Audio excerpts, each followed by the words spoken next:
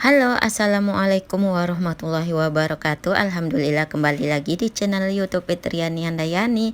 Nah, hari ini tuh akhirnya sempat juga saya bikin nastar, dan ini dia hasilnya, glowing imut-imut, dan bagian bawahnya itu mateng sempurna. Alhamdulillah. Jadi ini tuh nastar saya bikin cuman dapat 2 toples ya, alhamdulillah. Jadi untuk cara pembuatannya langsung aja simak yuk. Oh ya, yang baru gabung salam kenal dan jangan lupa subscribe ya. Nah, jadi untuk bahan-bahannya ini saya langsung timbang aja menggunakan timbangan digital. Untuk terigunya ini saya siapkan 550 gram. Kemudian untuk butternya ini saya pakai yang butter kiloan gitu, yang Holman gitu, enggak salah mereknya ya, bukan Wisman.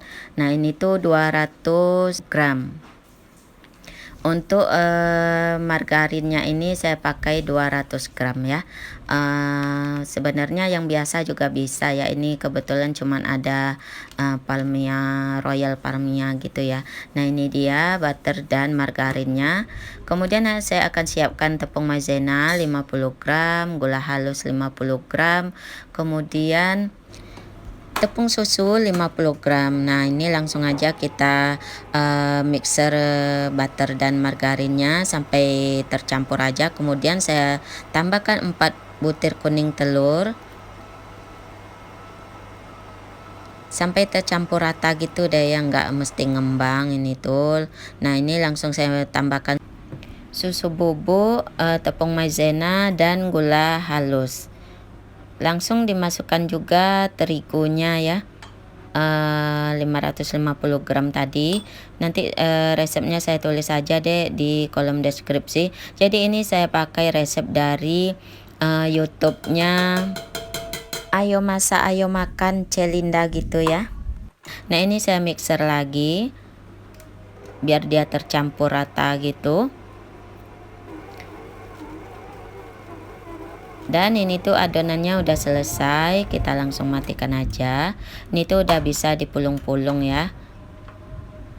Untuk selai nanasnya saya udah bikin duluan, udah sebenarnya udah dari setahun yang lalu ya bikin selai nanasnya, cuman saya simpan di kulkas. Alhamdulillah nggak kenapa-kenapa ya, karena dia bahannya itu dari gula, jadi insya Allah awet. Nah saya cuman bikin adonan untuk kulit nastarnya.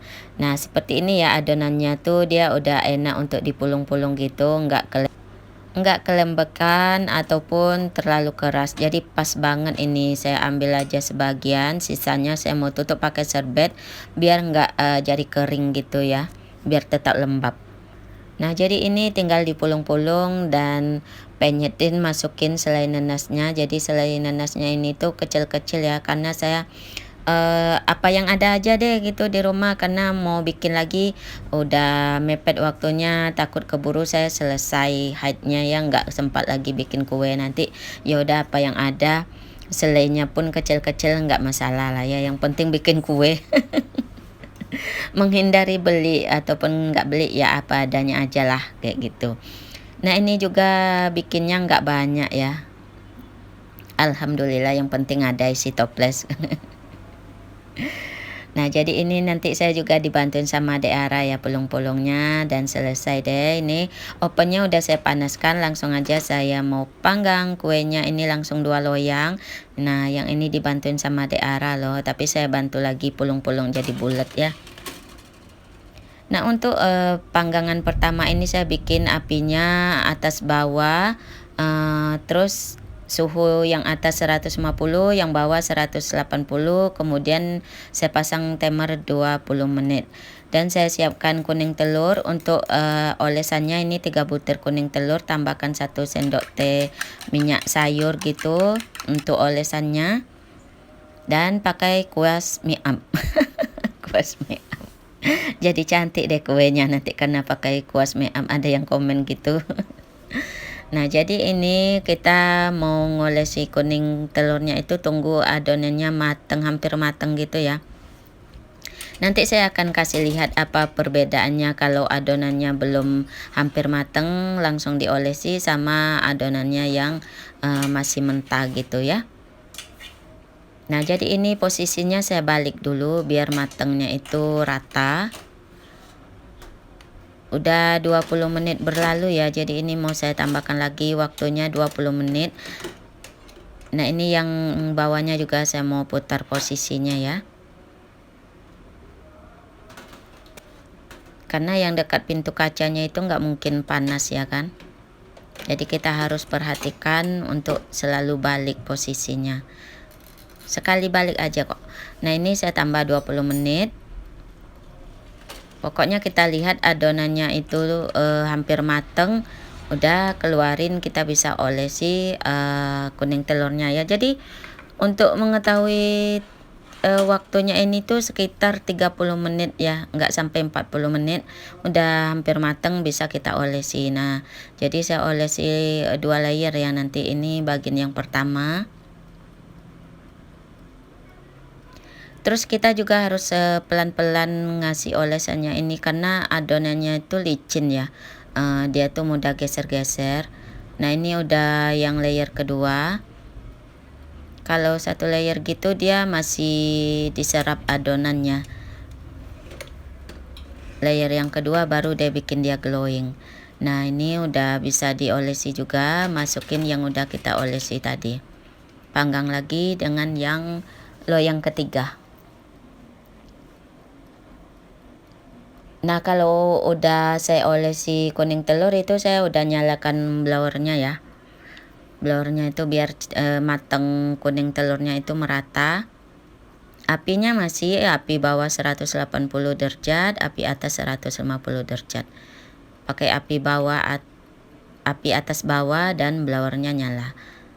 Tetap dua layer untuk lapisan kuning telurnya. Dan ini dia hasilnya setelah 45 menit totalnya ya. Alhamdulillah bagian bawahnya ini mateng semua, sempurna, nggak ada yang gosong. Alhamdulillah, masalahnya kalau gosong udahlah sedikit, gosong pula ya kan. Jadilah ya, ini dapat 2 toples, nggak masalah, yang penting bikin kue dan ada yang mau disuguhkan. Mungkin nanti kue lebarannya bisa tambahin buah-buahan atau kue-kue basah nanti, entah lapis legit, bolu gitu ya. Nah, jadi untuk tekstur bagian dalamnya ini tuh belum begitulah kering karena masih agak panas. Ini udah saya coba pecahin seperti ini, nenasnya sedikit, nampak kali pelitnya. Bukan pelit, udah malas mau masak lagi ya, karena lama, bikin ngantuk loh bikin nastar ini, ngolesi kuning telurnya ya kan, itu bikin ngantuk beneran. Jadi apa yang ada aja lah manfaatkan ini. Nah, ini kalau udah dingin insya Allah dia berderai, enak, pas ya.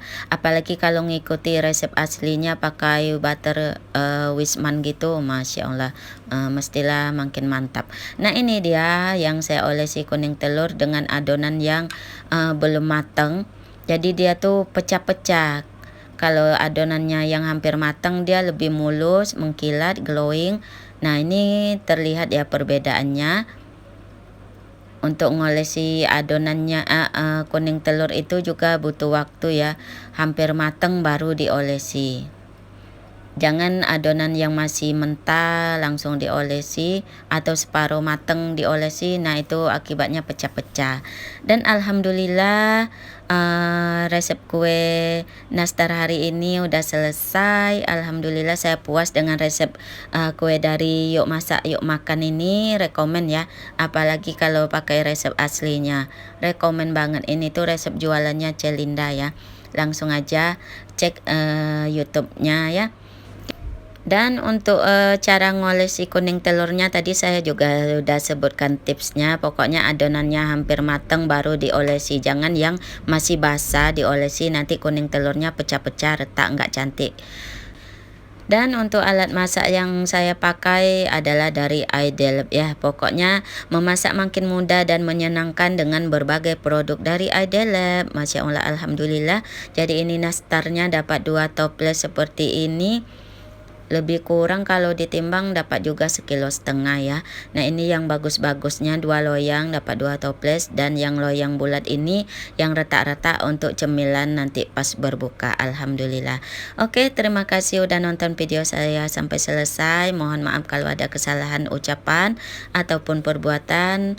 Pamit undur diri. Sampai ketemu di video berikutnya. Wassalamualaikum warahmatullahi wabarakatuh. Dadah, see you, bye bye. Mungkin kalau sempat besok saya mau bikin kue bangkit ya, insya Allah kalau masih sempat ya. Karena saya haidnya juga nggak lama-lama, biasanya cuman 3-4 hari, sekarang udah selesai. Oke, see you next time.